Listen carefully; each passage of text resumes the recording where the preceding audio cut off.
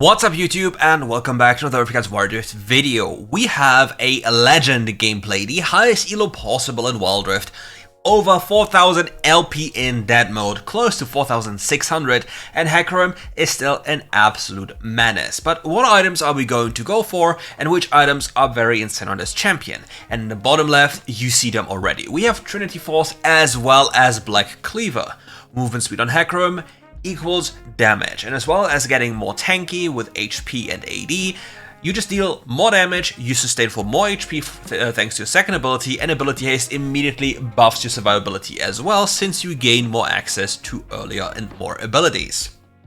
Now for the jungle clear, there's one thing that's kinda problematic about Hecarim compared to other champions.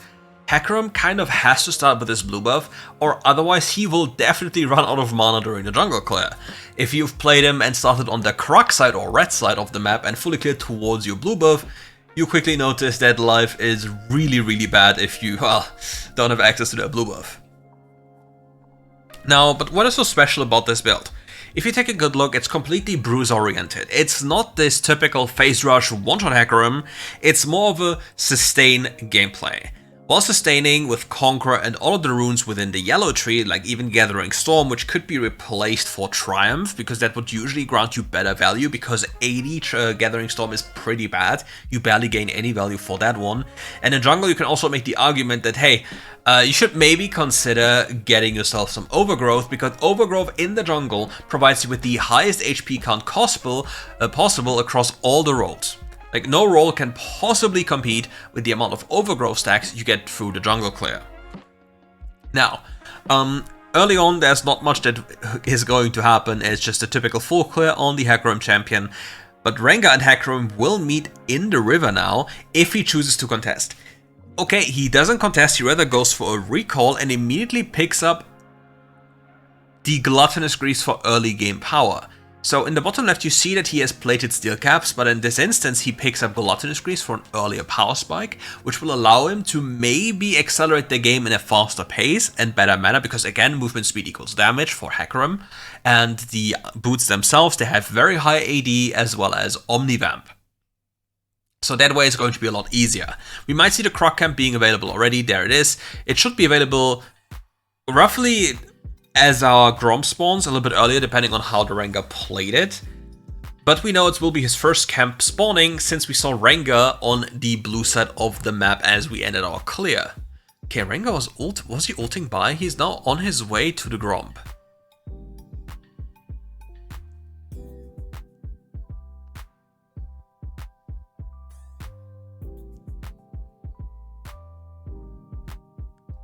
Making plays on the Garen is very tough, so there's not much is gonna happen.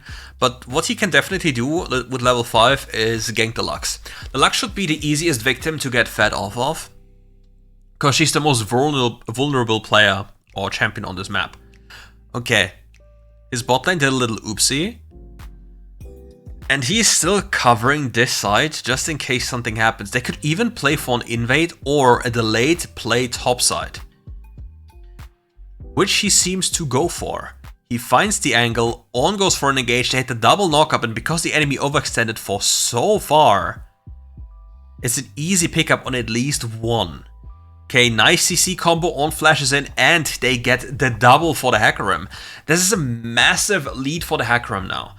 The play that Rengar made earlier has now been completely turned on, and now the Hecarim is in the driver's seat again. So what needs the Rengar to do now? The Rengar has a bot side jungle to clear, as you see on the minimap, as you see the respawning camps,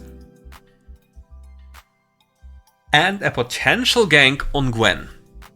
It's very possible for that to work out, because Garen still has super high damage, especially if he runs Ignite. Like, Ignite and Ultimate is pretty insane.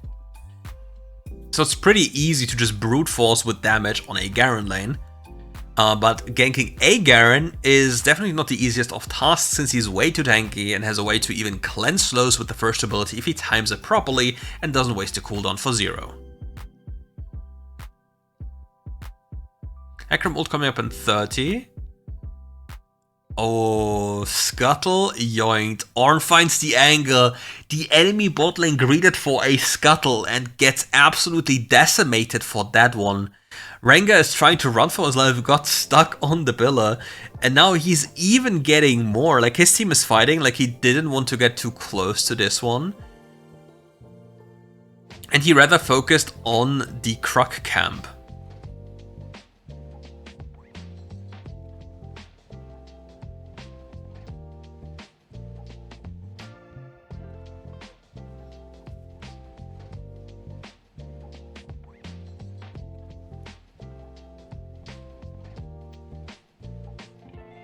One of the things, though, that's really problematic about Hecarim is that he doesn't really have a good secure option.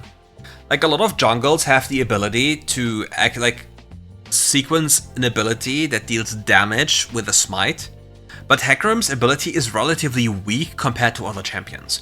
For example, Lee Sin has the first ability secure, which is super high damage. Hecarim's ability, you see, it's not that high of a damage spell since it's AoE, with a modifier to monsters to deal less damage even. If I'm not mistaken about this right now. I think it should be a modifier on that one that lowers the damage against monsters, if I remember correctly.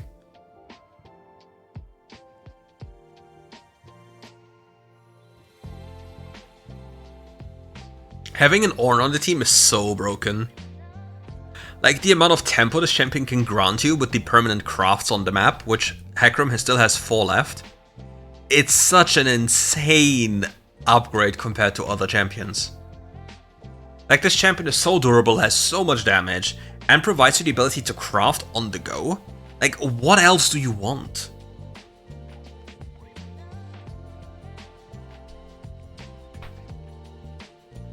It's just too dumb.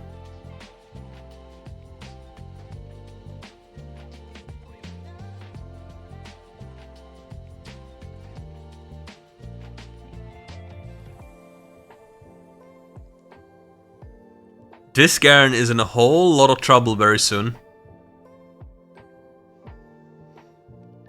They don't care about the Garen? Really? Is it just transition over? No, they don't really care. They don't even force to play on the Garen. They just take the loss on the one side of the map. I would have expected them to maybe force a play on Garen and kill him. Because as a 3-man squad, they can definitely do so.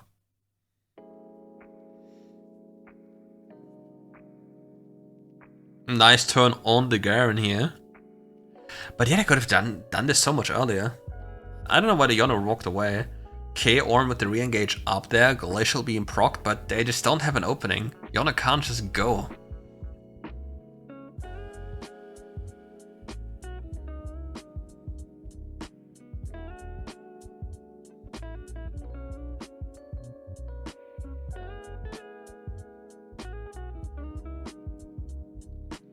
And Gwen gives you the wave? Oh my god. And the Scorpion is close, so he shares gold with the Gwen. Oh my god. And you don't kill him, bro.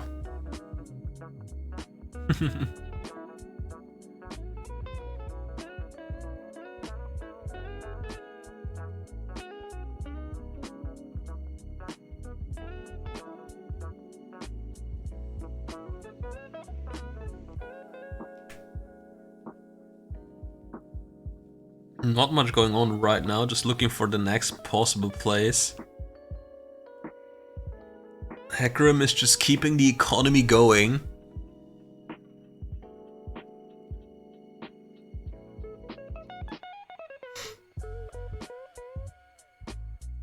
So soon we'll probably, like, is he going to pick up the QSS really? Okay, he picks up the QSS.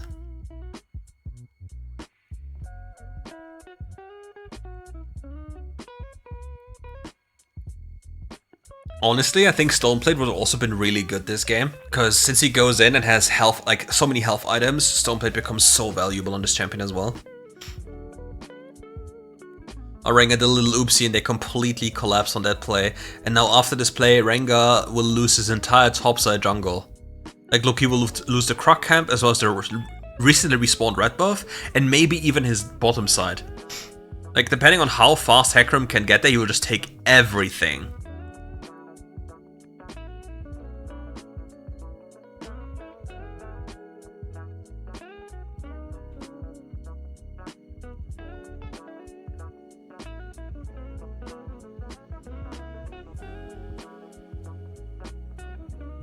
No, he can't continue. And he knows this. Ah, it's so sad. But his team apparently doesn't know that they can't stay so far up. Hecarim needs to pick up a blue buff, otherwise he just says, oh no, Rengar's ult wore off.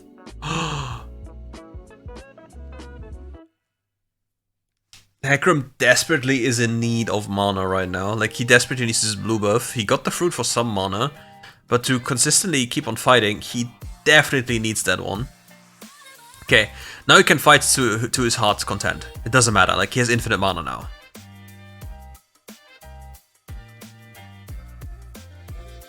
Ooh, that was a close one.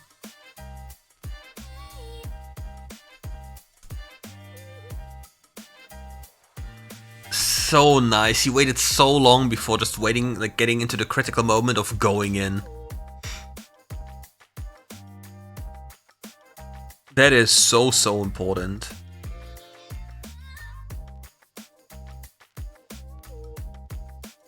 And he gets to yoink the enemy jungle again. Like, this is so tough when this happens. Like, the moment you hit mid-game and you die while your jungle is up as a jungle, or you go for anything proactive and it goes wrong, you just lose so much on the map, because it's so easy to farm camps so fast. So the punishment for doing something bad, or even doing something that simply doesn't work out, is incredible. Because now the Hecarim is beyond fed, like it's nearly impossible to kill that fella. He has nearly 13,000 gold.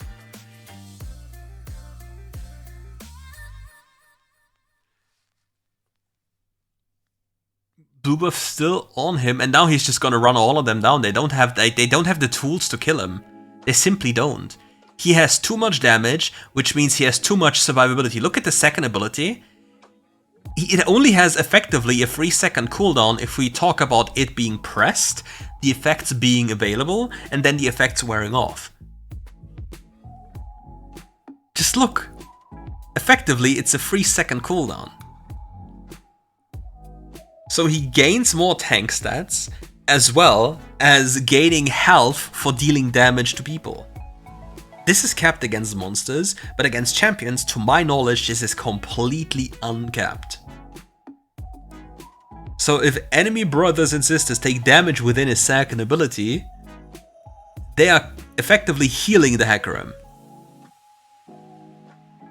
And that is insanely powerful in extended fights. Oh, did the Lux really just succeed in yoinking that one? That's tough. That is a little bit tough. Okay, we are very close to the dream of having the Sterix gauge as well.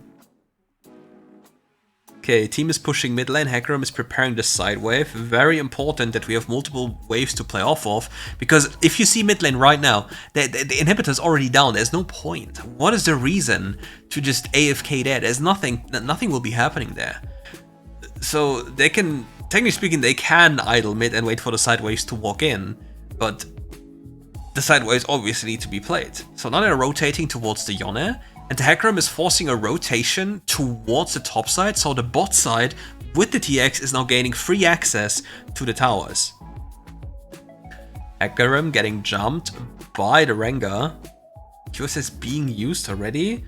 Not sure if that was needed though.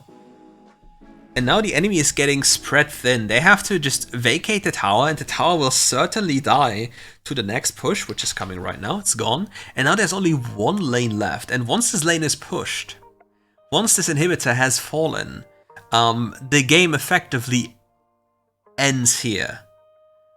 The enemy team cannot leave their base anymore. Their only hopes are that Hecarim's team is griefing, and the moment the next Nasher spawns, the game immediately ends. Because if Hecarim's team gets the Nasher, the Baron empowered minions will simply walk into the base and end the game. And he finds the perfect angle, goes into the entire team, and deals so much damage. But the issue is, they don't get to kill the tower. They gave the enemy a big bunch of gold in terms of shutdowns. And now the enemy is maybe getting an entryway back into the game, but this Yone doesn't want to have that happen to him, and just quickly takes care of one of the backliners of the enemy team.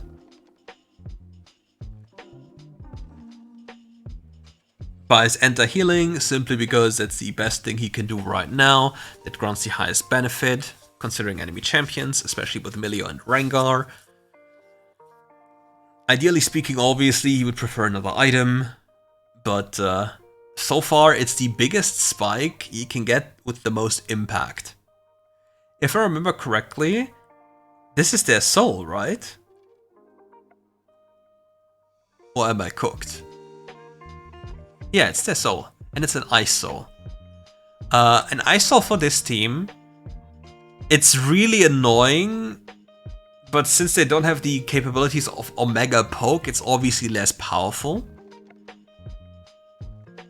So in this game, the slow effect, or the bonus, sorry, the poke damage, or the bonus amplification of the damage is really not that impactful.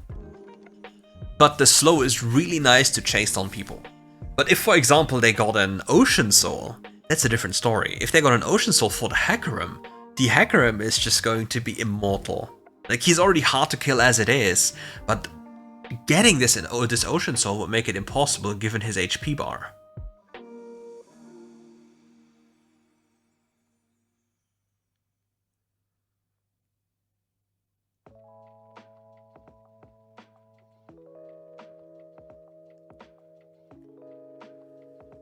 Let's try to secure this one.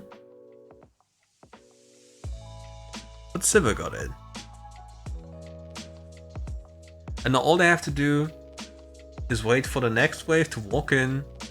He sells the anti-healing, picks up the Starox. Because look at this. Trinity Force has HP, Black Cleaver has HP, Starox has HP. 75% of that bonus HP is converted into a shield if you draw a blow, making you effectively so much tankier. Plus, it has a big amount of AD. 50% of your base AD on top. So late game, it has more AD than, like, for example, Infinity Edge or any lethality item on a lot of champions. Look, he's having fun. And that is the end of this video.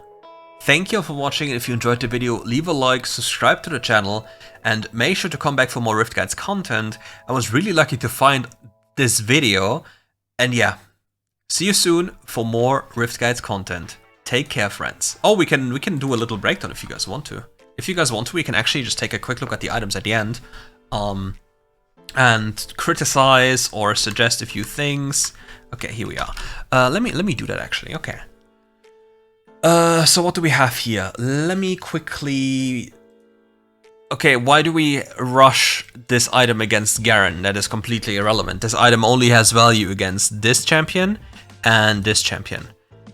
So we just wasted 900 gold. That doesn't do anything against Garen.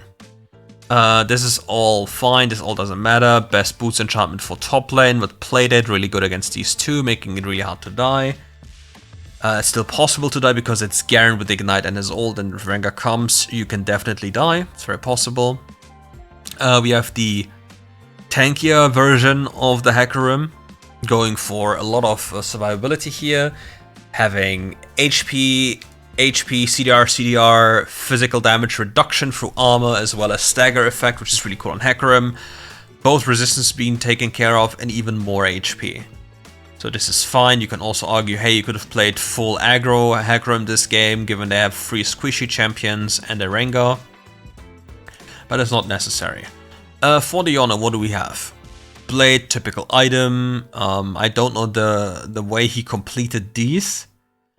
I mean, this is fine. Like, this is all fine to have. Navori is an item that helps you to reset fights. So if you go in for a fight, you go back with your E. Like, let me picture this. Like, this is Yone. Yone goes in with E, and then he goes back. Now when he's back, he's able to hit anything in the jungle camp, a minion, to just get into this mode again. It's like increasing uptime on enemy with E and just being super annoying with uptime. Sivir. What do we have here? No enchantment. It's fine. Rengar wasn't fed enough to pose an issue in this game. There was no real threat. This against ranged champions, it's fine to do so. Technically speaking, with ult and an Ornn next to you should be fine enough as is. But yeah. This is all no problem. Very important that they have exhaust though. That's really important because of this champion. Ornito. Is anything specific for the Ornito here? We have Bramble Vest to counteract the healing from Milio. Is this required? Yes, but the issue is normally you have to be hit by the person to then get the anti-healing applied. Against Zeri, it's a different story though, because Zeri will kind of always hit you. Because you can just stand in front of her and then she can't hit anyone else because she just has to shoot through you. Like, has to shoot you because she can't shoot through you unless she has E. So yeah. Then here we have Warmox for map pressure, and this is all standard stuff, nothing too special. Rengar, he just got terribly behind. I assume he started with anti-healing, which would be primarily against this one here. So far, not really convinced about that one. Like, if Rengar doesn't snowball, especially against Hecarim or any of these champions, it's just terrible for him. Lux, you do not need to complete Infinity Orb if you hit anyone without any MR on like these items, like these two items plus boots, you will kill them unless they're a tank. So what is in fact better for you is having Awakened Soul Stealer here to grant you more haste. Because then you have more haste to repeat the same combo again earlier, and then, you know, the snowball effect of that one. Zeri. Zeri faces tanks. If Zeri faces tanks, there are two options you can go for. You can either go full crit and have Riftmaker, or you go on hit. The issue is, this item here is completely worthless on this champion. I hate to say it, but Wit's End is a trap. If this is Blade, you would have a better performance against these champions here. And Wit's End, what does it do for you? It reduces damage of Ornn and Gwen. Like, realistically speaking, why do you care? What did Milio do? Milio in this game had Ardent Staff, and this would be crowned with CDR boots. He could obviously go tank, it doesn't really matter what he specifically goes for. His itemization is either full utility, because he scales terribly with AP, or he goes for tank items. So any of these items is completely fine. You can argue, hey, maybe you should have gone for Veil for your AD carry. But with Lockheed, he's looking at the entire team, thinking about an entire team combo of these. But yeah, that's it for today's video. Thank you for watching. If you want to see more RiftGuides content, come back tomorrow. Bye bye.